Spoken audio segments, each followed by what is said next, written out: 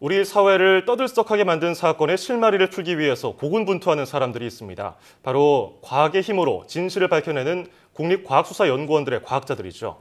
네, 오늘 주민피플에서는 국내 최고의 여성 법과학자인 정의선 전 국과수 원장과 함께 한국 과학수사의 발전 과정 그리고 나아갈 방향에 대해 이야기 나눠보겠습니다. 안녕하세요. 네, 안녕하세요. 네, 이렇게 직접 만나 뵙게 돼서 너무 반갑습니다. 저도 반갑습니다. 네, 그 얘기 듣기로는 이 30여 년간 굉장히 좀 오랜 시간인데요. 국내 최고의 법과학자로 다양한 좀 사건을 맡아오신 걸로 알고 있는데요. 이 국립과학수사연구원과 처음에 이 인연을 맺게 되신 계기가 어떤 건지 좀 궁금합니다. 네, 제가 그 대학교 3학년 때 그 당시에 이제 소장님이 오셨어요. 그 강연을 하시러 대학에. 그래서 강연 얘기를 듣고 아주 관심이 많았었습니다. 아주 흥미롭고 그래서 대학 졸업하면서 국과수에 자리 있다 그래서 국과수에 들어갔죠. 국과수에 들어갔는데 면접할 때 한 3년은 있을 수 있겠느냐고. 근데 그 당시가 보통 이제 여성들이 근무하면서 한 1, 2년 다니고 결혼하면 좀 안 다니고 그랬던 당시였거든요. 그래서 그때 이제 근데 다닐 수 있을 것 같아요. 공부도 하고 싶고 그래서 제가 3년 다니겠습니다 하고 약속했는데 3년보다 뭐 11배를 더 다니고 34년을 근무했습니다. 네. 확실히 아무래도 그 당시에는 남성성이 지금보다 더 강했을 집단이다 보니까 네, 그때는 결혼하면은 거의 그만두던 그런 당시였거든요. 여러 고충이 많으셨을 것 같은데 그리고 또 학교 다닐 때 학생들을 위한 강연도 그만큼 중요하다는 걸 새삼 또 느낄 수가 있어요. 저는 굉장히 중요하다고 생각합니다. 네. 자, 원장님께서는 국과수에 계셨을 때 마약류하고 독극물 분야에 대해서 이 걸출한 전문가로 알고 있습니다. 그렇다 보니까 우리 국내 법에 이 마약 관련 법에 대해서도 어느 정도 영향을 미친 걸로 알고 있는데 이 지금까지도 그게 계속 이어지고 있어요. 어떻게 이걸 개발하게 된 것이죠? 사실은 제가 이제 그 1978년 이제 그때 국과수를 들어갔는데 그때부터 한 80년대 초반까지는 우리나라에서 마약을 만드는 게 문제가 됐었어요. 주로 만들고 이게 밀제조가 문제가 되고 그 복용한 사람들에 대해서 이 사람이 복용했는지 안 했는지 그걸 검출하는 실험법은 좀 없었던 당시였었어요. 근데 제가 미국을 가서 보니까 어머 그건 막 소변을 갖고 실험을 하는 거예요. 검출해서 그럼 우리나라도 해야 되겠다. 그리고 와갖고 이제 상사분들하고 연락을 해서 같이 상의를 해서 그럼 쥐한테 마약을 투여해서 쥐 이제 소변을 받아서 거기에 이제 실험을 하는 거였거든요. 실험에서 저희가 분석법을 쭉 만들었죠. 그래서 이제 만들어서 그 방법에 따라서 했더니 이제 86년이 되면서 그때 처음 우리나라에서 이제 마약 먹은 사람들 소변이 국과수에 의뢰가 왔어요. 근데 우리가 만들어 놓은 방법이 있으니까 뭐 실험했더니 딱 양성인지 음성인지 쫙 나왔죠. 그랬더니 이제 그때부터 우리가 이제 마약 검사를 한다고 그러니까 부산이 이제 그때가 제일 마약 먹는 사람들이 많았거든요. 그러니까 뭐 그날 밤 사이에 그 소변을 채취를 해갖고 아침에 비행기를 타고 오는 거예요. 그래서 비행기 타고 와서 의뢰하면 또 하루 종일 실험해서 결과 통보하고 그럼 그 다음날 또 아침에 새벽이면 또 그렇게 많이 소변이 오고 뭐 그러면서 그 마약 검사법이 확립이 됐죠. 지금 뭐 말씀해 주신 것도 뭐 생생한 에피소드 중에 하나인 것 같은데 정말 34년이면 강산이 3번 정도 변한 긴 시간이잖아요. 굉장히 긴 시간이었죠. 생각하시기에 원장님은 이 국내 과학수사 기술 발전하는데 이 사건이 정말 중요한 터닝 포인트였다. 30여 년간의 긴 시간 동안 제일 좀 기억에 남는 사건이 있으시다면 어떤 게 있으신가요? 그래서 이제 지금 과학수사 기술에 가장 크게 영향을 미치는 게 유전자 분석이거든요. 그러니까 유전자 분석 같은 경우에는 지금 기술이 그 범죄 현장에 있는 혈흔하고 나하고 매치될 확률 이런 게 한 60억 분의 1까지 지금은 되거든요. 그러니까 세계 인구 중에 1명이라는 거죠. 그만큼의 기술이 발전되는데 그게 발전될 때 우리 기술이 아주 중요한 역할을 했던 게 그 괌에 대한항공이 추락했을 때 우리하고 미국하고 나눠서 실험을 했는데 거의 우리가 비슷하게 찾았었고 그다음에 기억하시겠지만 설해마을 사건이라고 그래서 프랑스 그 영화들 그 살해 사건 같은 경우에서도 우리가 유전자 검사에서 부모가 누군지를 찾았다는 그런 그러니까 그게 굉장히 중요한 세계적으로 우리가 인정받는 터닝 포인트가 됐고 그다음에 이제 마약 쪽 같은 거에서는 뭐 우리가 워낙 검사를 잘하니까 그 유엔에서 마약 통제본부라고 그 당시에는 이름을 붙였었는데 거기에서 우리나라를 기준 실험실로 정해줬어요. 그러니까 기준 실험실이라는 건 우리가 실험한 거를 기준해서 다른 기관들이 잘했나 못했나를 측정할 수 있게 해주는 그런 거였거든요. 그래서 그거는 정말 우리가 아주 중요하게 어느 수준이 높다는 거를 좀 인정을 받는 그런 계기가 됐었습니다. 뿌듯한 일이 아닌가 생각이 드는데. 네, 굉장히 기뻤습니다. 자, 앞서 서두에서 말씀드렸지만 이 국가수라는 곳이 워낙 남성성이 강한 곳이고 예전엔 더했을 거라고 말씀해 주셨어요. 그래서 뭐 3년 다니면 많이 다닌 거다 이런 말씀해 주셨는데 그러면 그동안 그 긴 기간 동안에 힘든 일이 좀 많으셨겠습니까? 근데 그냥 흥미, 재미로는 다닐 수 없었을 것 같은데 어떤 원동력이 있었습니까? 굉장히 국가수 일이 매력적이에요.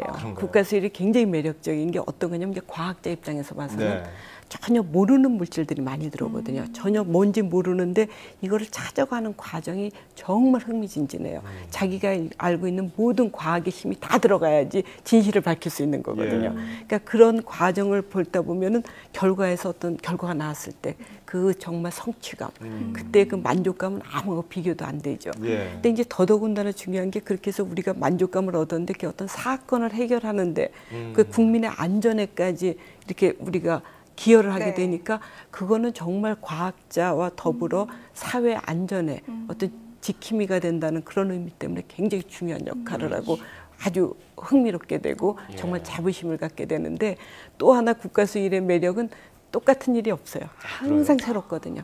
항상 새로우니까 늘 긴장하면서 이렇게 도전적인 마음을 가질 수 있다는 거. 전 그런 게 아주 국가수의 큰 매력이라고 저는 생각합니다. 매너리즘에 빠질 일이 없겠군요. 그럼요. 계속 바빠서. 늘 정말 도전적이고 늘 흥미진진하고 다음은 어떤 사건일까 어떨까 하니까 거기에 정말 자기를 몰입할 수 있는 것 같아요. 원장님 표정에서도 그런 게 드러납니다. 아 그래요? 네.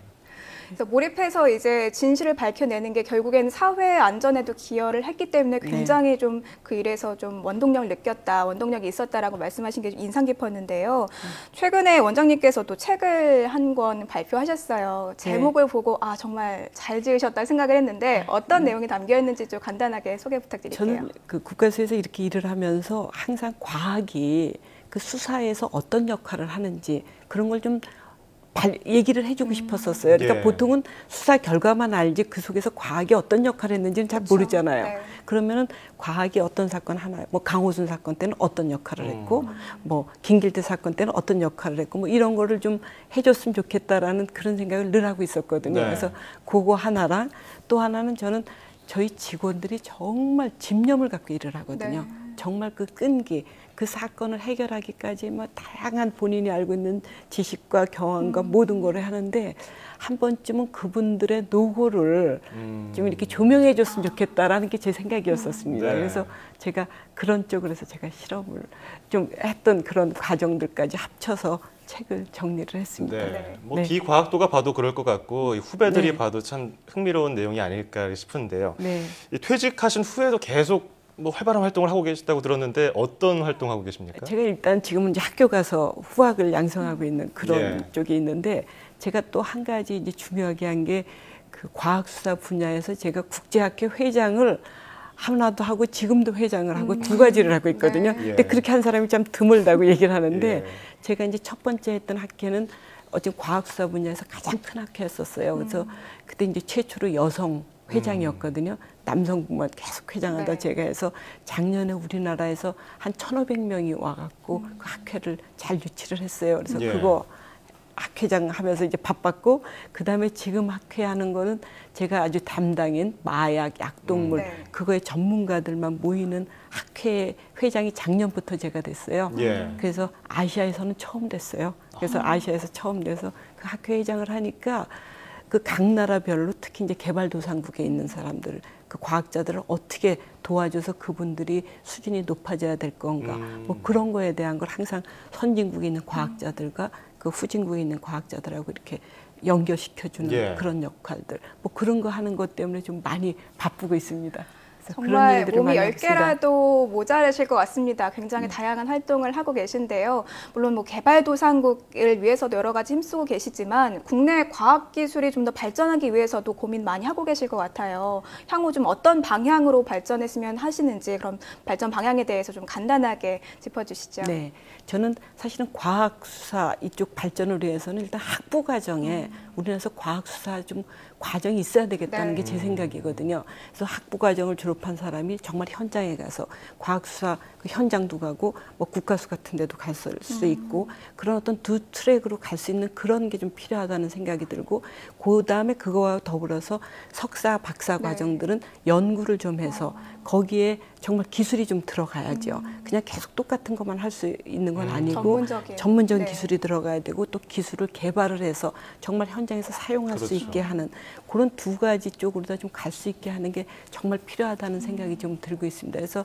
어쨌든 대학에서 학부 과정이 좀 생겨서 과학 수사에 대한 정말 전반적인 걸 한번 배울 수 있는 그런 게 좀 있어야 되겠다고 생각 들고 또 제가 있는 대학원 같은 데에서도 저 적극적으로 연구를 좀 해서 어떤 기술이 개발이 되면은 과학수사 현장에 좀 활용될 수 있게 서로 윈윈할 수 있는 그런 시스템이 돼야 된다는 게 제 생각이라 그쪽으로 제가 요즘에 많이 일을 하고 있습니다. 네. 어떻게 보면은 좋은 결과를 가지고 현장에 접목할 수 있을까 그런 일을 하고 과학수사에 있습니다. 대해서 A부터 Z까지 교육 시스템이 전반적으로 좀 전문화됐으면 좋겠네요. 네, 그렇죠. 야, 자, 지금도 안전한 사회를 만들기 위해서 또 억울한 사람을 위해서 현장에서 구슬땀을 쏟고 있는 과학자분들 많죠. 방금 원장님의 말씀처럼 과학 수사를 전문적으로 하는 대학 교육 시스템이 만들어져서 연구 인력을 양성하고 국내 과학 수사 기술이 발전하는 데 보탬이 됐으면 좋겠습니다. 자, 지금까지 정일선 전 국과수 원장이었습니다. 오늘 고맙습니다. 네, 감사합니다.